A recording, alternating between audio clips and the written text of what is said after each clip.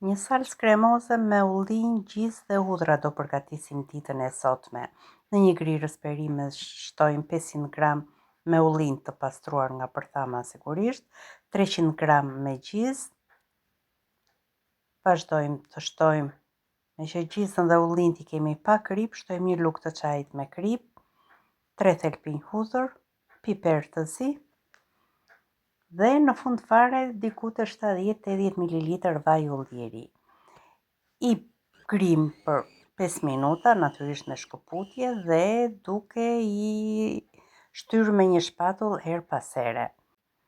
E servirin bukur, duke i shtuar edhe vaj ulliri në fund. Formuam një lule, por nëse dëshironi mund t'i shtoni edhe majdanoz të grirë shumë imët. Një recetë e thjeshtë, por plot shije.